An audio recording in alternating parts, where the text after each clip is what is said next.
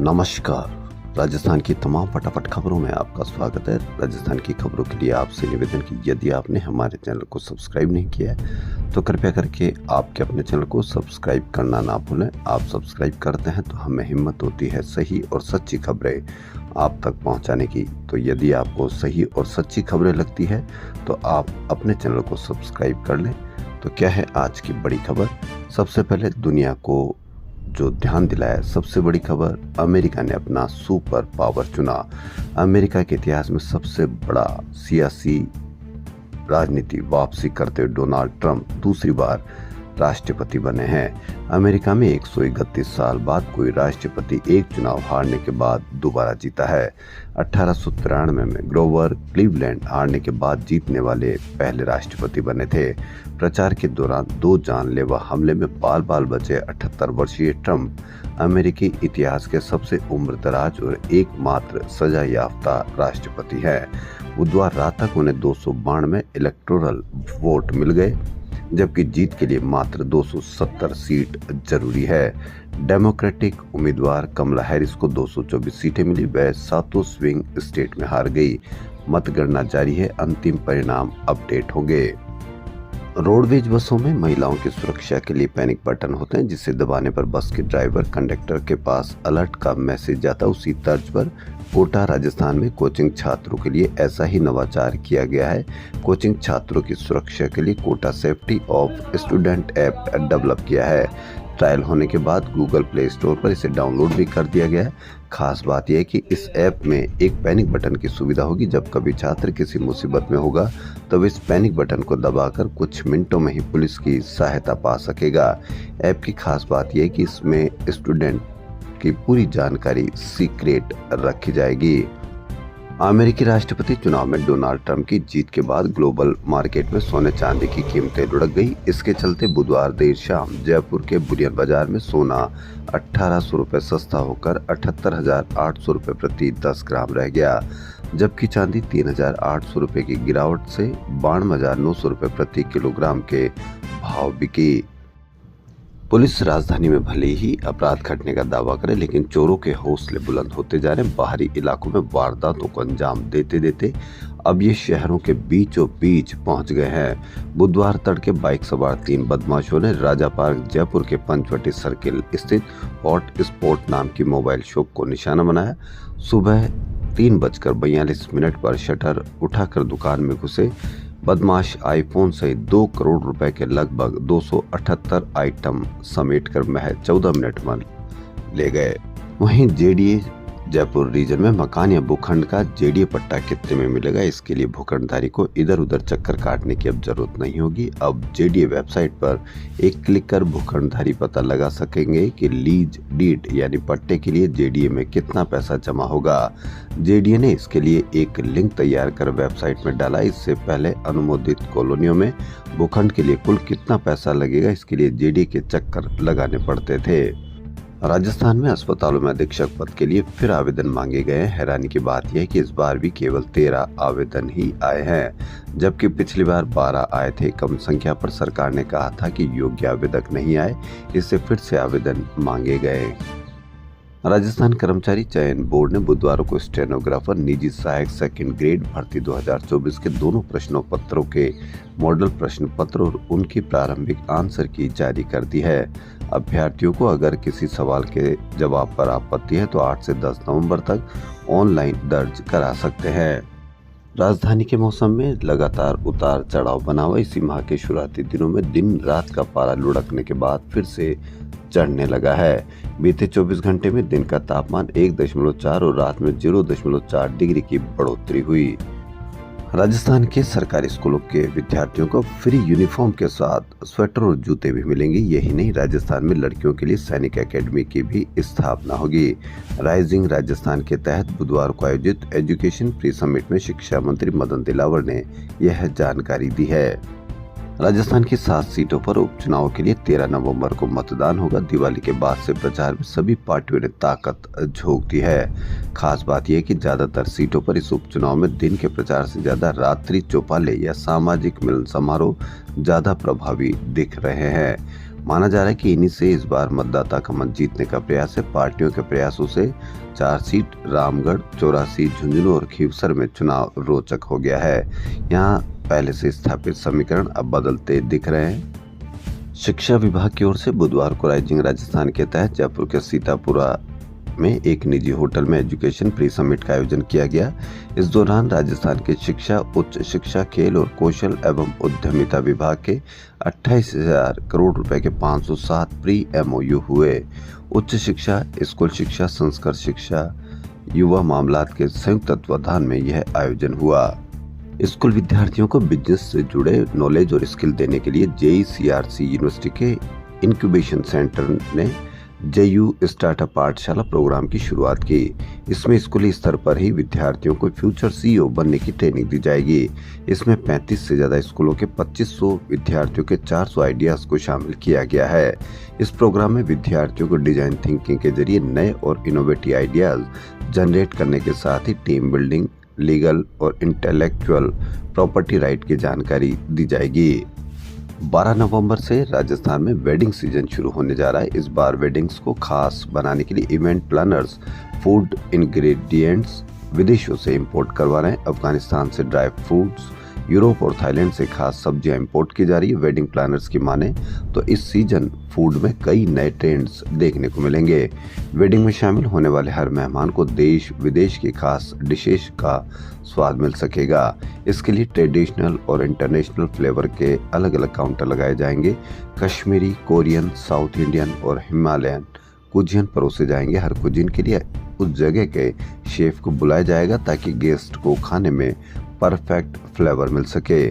Food presentation से लेकर interactive station vegan food तक में इस बार अलग तरह का एक्सपीरियंस मिलेगा। अस्पतालों में संविदा पर लगाए गए कर्मियों को ना तो समय पर और ना ही पूरा वेतन मिल रहा है। इससे अस्पतालों में काम करने वाले कर्मियों में रोष है।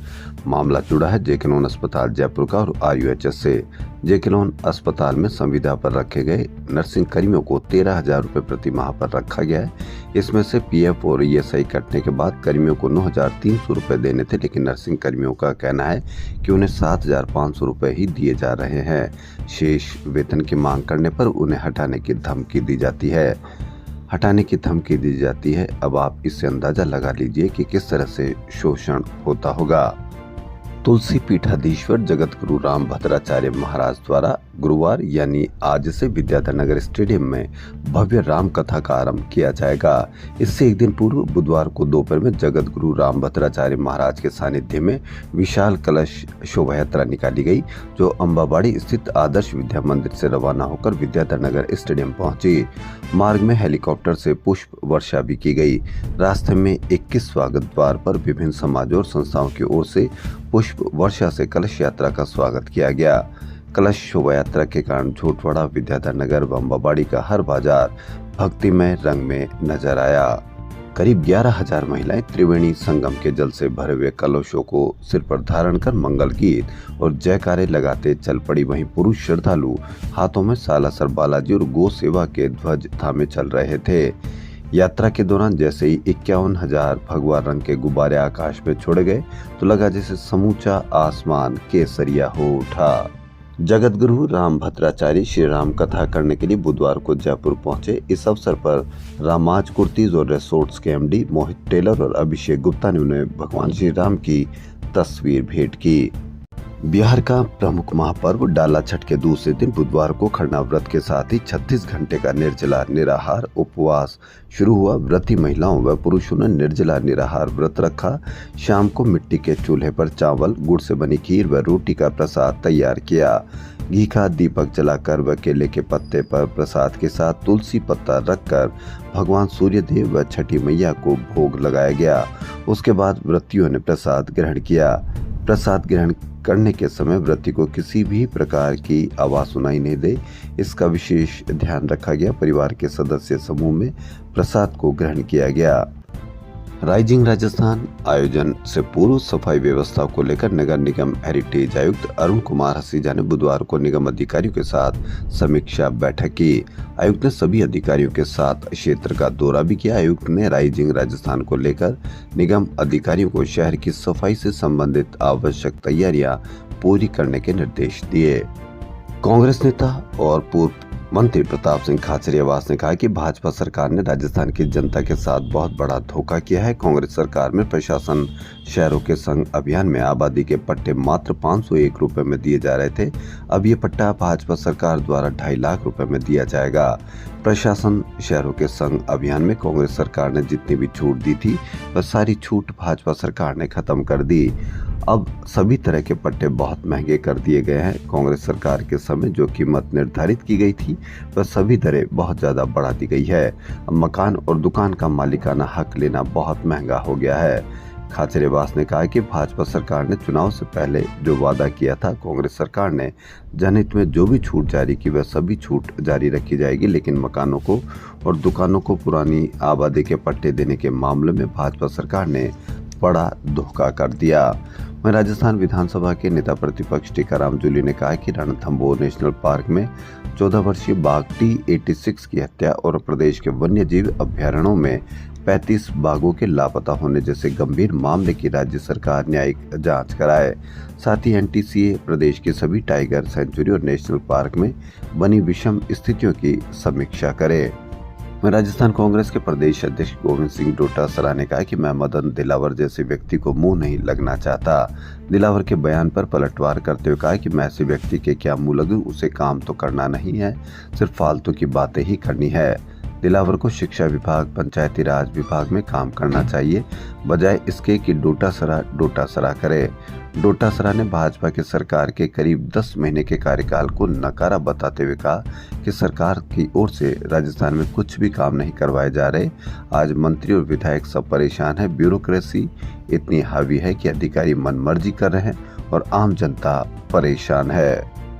राज्य सरकार आपनों अग्रणी राजस्थान की दिशा में निरंतर बढ़ते हुए अपनी पहली वर्षगांठ पर प्रदेशवासियों को कई सौगातें देकर उनका सशक्तिकरण करेगी। विभागों द्वारा नवाचार व कार्यक्रमों के माध्यम से युवाओं, महिलाओं, किसानों व मजदूरों सहित कई वर्गों के लिए कार्य किए जाएंगे। मुख्यमंत्री भजनलाल शर्मा ने बुधवार को CMO में समीक्षा बैठक ली।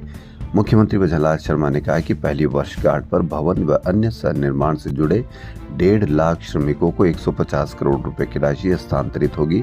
साथ ही 2000 दिव्यांगजनों को स्कूटी वितरित की जाएगी और प्रत्येक जिले में कैंप लगाकर 10,000 निःशक्त जनों को सहायक सामग्री व सहायक उपकरण भी उपलब्ध कराए जाएंगे। मुख्यमंत्री ने कहा कि राजस्थान में 1 लाख महिलाओं को लखपति दीदी बनाएगी। इससे महिलाओं की उद्यमशीलता बढ़ेगी और वह विकसित राजस्थान के लक्ष्य में अपनी सक्रिय भागीदारी निभा सकेगी। राजस्थान सरकारी हेल्थ स्कीम RGHS में सरकारी कर्मचारियों को परेशानी आ रही है। उनके पिता या सास ससुर को योजना में शामिल कर दिया गया, लेकिन इसके लिए पोर्टल पर लिंक की व्यवस्था नहीं की है। अब हालात ये बन गए हैं कि तुरंत लाभ के इच्छुक सरकारी कर्मचारियों को दिक्कतें आ रही है। कैबिनेट निर्णय पर 20 सितंबर के आदेश से सरकारी कर्मचारियों को यह विकल्प दिया गया था। RUHS की ओर से 2 महीने पहले करवाई गई BSc नर्सिंग की परीक्षा के अभ्यर्थियों की काउंसलिंग के साथ प्रवेश प्रक्रिया शुरू हो चुकी है। RUHS के टाइम फ्रेम के अनुसार 10,000 सीट पर 200 नर्सिंग कॉलेजों में 12 नवंबर तक रिपोर्टिंग होगी। रिक्त सीटों की संख्या मालूम चलने पर काउंसलिंग का सेकेंड राउंड शुरू होगा। हिल स्टेशन माउंट आबू के दिवाली फेस्टिवल सीजन में 31 अक्टूबर से बुधवार 6 नवंबर को लाभ पंचमी तक सैलानियों की जबरदस्त भीड़ रही। यहां के सभी पर्यटन स्थलों पर चहल पहल रही। सीजन में इस बार 7 दिनों में 19,166 वाहनों से लगभग 95,000 से अधिक टूरिस्ट माउंट आए। यहां पिछले 3 सालों में टूरिस्ट की संख्या में बढ़ोतरी हुई है। राजस्थान की महात्मा गांधी इंग्लिश मीडियम स्कूलों में Rajasthan contractual hiring civil post rules 2022 के तहत लेवल 1 और लेवल 2 के पदों पर कार्यरत सहायक अध्यापकों के मानदेय में बढ़ोतरी की गई है। माध्यमिक शिक्षा निदेशक आशीष मोदी ने इस संबंध में आदेश जारी किए हैं। आदेश के अनुसार संविदा पर नियुक्त शिक्षकों के 1 वर्ष की संतोषपूर्ण सेवा पूरी होने पर संबंधित संविदा शिक्षक के मासिक एकमुश्त पारिश्रमिक में 5% की बढ़ोतरी की जाएगी। विदित रहे कि राज्य के महात्मा गांधी इंग्लिश मीडियम स्कूलों में संविदा पर लगभग 3,657 सहायक अध्यापक कार्यरत है। किशनगढ़ में मार्बल एवं माइंस कारोबारी को गैंगस्टर लॉरेंस बिश्नोई के नाम से धमकी भरा कॉल मिला। विदेशी नंबरों से कॉल कर कॉलर ने मोटी राशि की डिमांड की है। पुलिस ने कारोबारी के घर और प्रतिष्ठानों की सुरक्षा बढ़ाई है। कारोबारी और उसके परिजनों के मोबाइल नंबरों को जांच के घेरे में लिया गया है। इस बारे में additional SP doctor Deepak Kumar ने बताया कि दीपावली से पहले कारोबारी को धमकी भरा कॉल और मैसेज मिलने की शिकायत मिली थी। एम्स जोधपुर ने अपने पहले आईवीएफ बच्चे के जन्म की घोषणा की है, जो दीपावली के अवसर पर 30 अक्टूबर को जन्मा था। ये बच्ची जो एक लड़की जो अपने माता पिता के लिए 12 साल बाद वरदान बनकर आई है। इस संस्थान का पहला सफल आईवीएफ बच्चा है, जो हाल ही में स्थापित असिस्टेड रिप्रोडक्टिव टेक्नोलॉजी यानी ART सुविधा के तहत हुआ है। अजमेर चंडीगढ़ के बीच चलने वाली अजमेर रेल मंडल की पहली वंदे भारत ट्रेन आज से 20 कोच की होगी। अब तक ये वंदे भारत 16 कोच की थी। फतेह सागर झील में बुधवार दोपहर को बोटिंग के दौरान इलेक्ट्रिक बोट तकनीकी खराबी के कारण अचानक नेहरू गार्डन के पास जाकर रुक गई। बोट में करीब 30 पर्यटक थे। सूचना के 45 मिनट बाद रेस्क्यू टीम ने पर्यटकों को रेस्क्यू बोट में बैठाया और सुरक्षित जेटी तक पहुंचाया। अभी कुछ समय पहले ही झील में इलेक्ट्रिक बोट का संचालन शुरू हुआ था। सुप्रीम कोर्ट ने कहा है कि ड्यूटी के दौरान मनी लॉन्ड्रिंग के आरोपी लोक सेवकों के विरुद्ध मुकदमा चलाने से पहले मंजूरी लिए जाने की जरूरत है। CRPC की धारा 197 के तहत प्रावधान है कि सरकारी अधिकारियों और जजों के खिलाफ केस चलाने के लिए सरकार से मंजूरी लेनी होती है। राजस्थान की खबरों के लिए फिलहाल इतना ही। यदि आपको राजस्थान की खबरें पसंद आ रही तो आपके अपने चैनल को सब्सक्राइब करना ना भूलें। धन्यवाद।